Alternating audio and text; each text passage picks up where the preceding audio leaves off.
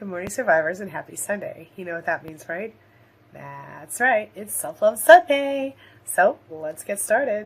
Of course, before we get started, we have an important thing to remember, and that is, do you have your coffee? This cup is just a regular cup. I think I got it at Pier 1. It was a gift, but the thing about it is that it reminds me of a cup that broke that I had for many years, and that's why I got it. It reminds me of a cup that my dad gave me when I was a kid. Well, it was really his cup, and somehow I ended up with it in my house. It had a wheel of a ship on it, and it was shaped the same way. And it had a wheel of a ship on it because my dad, growing up, I grew up with a dad who was a riverboat captain, so he was gone a month at a time on the riverboat.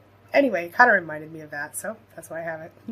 Anyway, so today what we're going to talk about is how to stop caring what people think without looking like a big jerk. All right, let's get it. My name is Angie Atkinson, and this channel is all about teaching you what I know to be true. You really can create the life you want. So, if you've dealt with narcissistic abuse, you understand the eternal internal struggle that we all go through, don't you? Where we deal with the everyday issues of, do we make our own choices? Do we create our own happiness, or do we let the judgments and the opinions of other people, even society, and our narcissists, dictate our life and our major decisions in our life?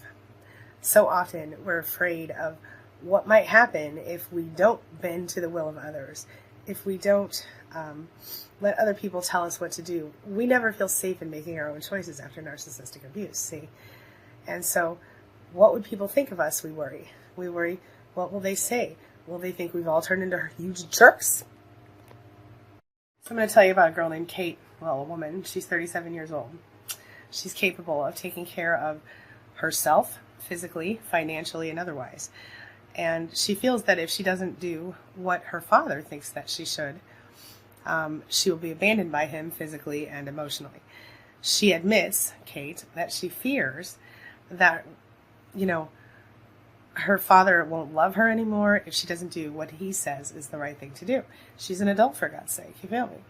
So the thing is, she also says that deep down she believes that she's obligated to play by his rules because, as he's explained to her for her whole life, she will be alone with a capital A if she does not. Without his support, she can't exist, according to him. And over the years in Kate's life, she's come to believe this to be the truth. I'll ask you a question. Do you recognize Kate? She seems to have the same problem that we all have sometimes, in that she's kind of a people pleaser, probably an empath. She has learned to use her own self-esteem, her own self-acceptance, is based on the other people in her life and how they deal with her. So Kate has learned to base her own self-acceptance and her own self-esteem on the acceptance of other people in her life. And that's people-pleasing behavior, which usually starts early in childhood based on the way you were parented, okay? A lot of times parents will simply tell their kids what to do, but they won't encourage them to assert themselves. And this is especially true if you have any narcissists in your childhood to talk about, okay? When the kids obey, the parents then give them conditional love. We've all been there, haven't we? What it all comes down to is that you have to make a choice. And, bottom line, if you want to be happy, you got to look inside yourself, and you have to find out what you truly desire. And then you have to go after it, my friend, and regardless of who it's going to piss off. Of course, I'm aware that's easier said than done. But what's the alternative? Living a life that's been designed and approved by someone other than yourself. Pick your poison, people. You know what I'm saying? You have to be happy, and you have to follow your heart. Happy and follow your heart, or you have to do whatever someone else says you should do and deal with the consequences. If you choose to be happy and make your own choices, well, I applaud you. Not that you need my approval or anyone else's. And I'm going to give you a few tips to get started on that, okay? First things first, you have to get some perspective, okay? I mean, the truth is that, seriously, what's the worst thing that's going to happen if you make a choice that someone else disagrees with? in most cases, there may be a brief period of discomfort in the relationship with that person before he or she begins to accept your decisions. Of course, there are some people, like narcissists, who might actually cut you out of their lives for such an infraction. But those are the people who love you or like you only conditionally. And if you, if you do what I think you should, then I'll love you. Those kind of people. So, do you really want those people having so much control of your life? Evaluate the relationship. Is it toxic? The next thing you have to do is start to believe what you're saying and doing. What do I mean by that? Well, one of the biggest reasons that people feel comfortable with telling you what to do with your life is that you accept and expect that they will. Okay? So this causes you to doubt your own inner voice, the one that tells you that you need to be happy. So the next time you make an unpopular choice in your life, do so with confidence. And when you choose, or if you choose, to share your decision with someone who criticizes it, be prepared to smile and say something like, I understand and appreciate your concern, but I've thought this through and I have chosen whatever you've chosen quite carefully. Leave it at that. You don't owe them any other explanation. When you acknowledge and are grateful for the fact that the person cares enough to tell you his or her opinion, he or she might feel validated and accept your choice a little bit more gracefully. Of course, if they're a narcissist, that's a whole other deal. So remember that you're not asking for permission or approval. You are simply stating a fact that this is the choice that you have made. End of discussion.